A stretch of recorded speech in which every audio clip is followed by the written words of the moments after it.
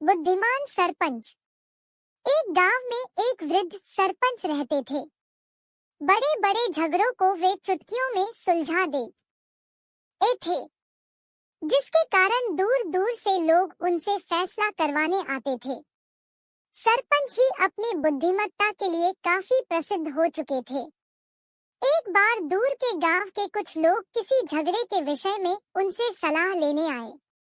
ये लोग न तो सरपंच जी को जानते थे, न ही उनके मकान को जानते थे। गांव के पास पहुंचकर उन्होंने पास के खेत में काम कर रहे 4 नवयुवकों से सरपंच जी का पता पूछा। उनमें से एक नवयुवक बोला, सरपंच जी का घर तो इसी गांव में है, लेकिन वे अब कुछ बोलते और समझते नहीं।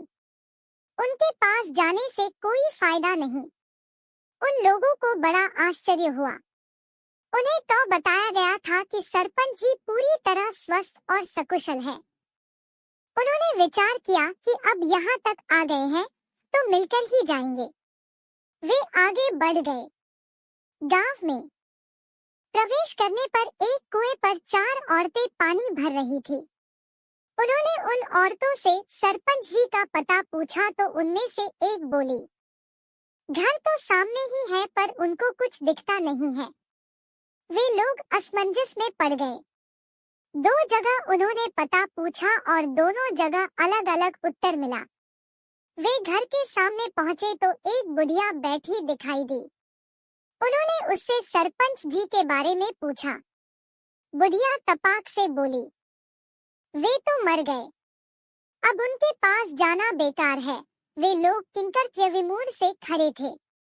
तभी उन्हें सामने से सरपंच जी आते दिखे।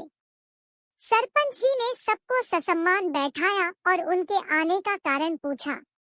उनमें से एक व्यक्ति ने कहा, सरपंच जी, अपनी बात तो हम बाद में बताएंगे।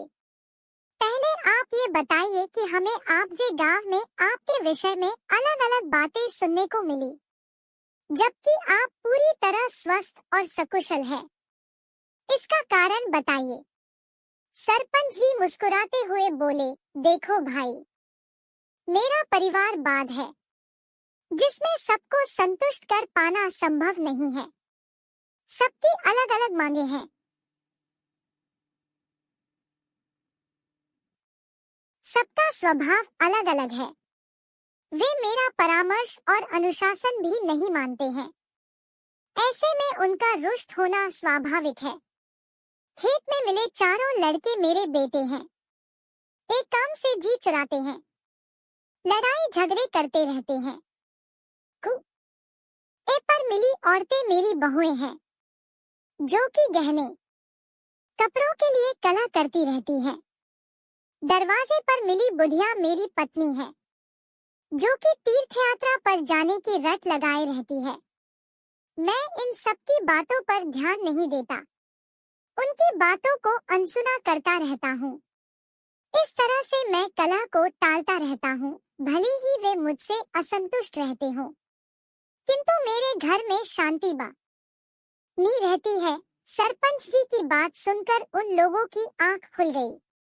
उन्हें ज्ञान हुआ कि समस्या सबके साथ होती है। क्रोध, आवेश से उसे हल नहीं किया जा सकता, बल्कि सहनशीलता और बुद्धिमानी से उससे बचा जा सकता है। सीख, यह शॉर्ट स्टोरी हमें सिखाती है कि धैर्य और सहनशीलता के द्वारा कलह या झगड़ों को टाला जा सकता है। अगर आपको हमारी स्टोरी अच्छी लगी हो तो अपने दोस्तों के साथ भी शेयर कीजिए और कमेंट में जरूर बताइए कि कैसी लगी हमारी ये कहानी और सब्सक्राइब करना ना भूलें।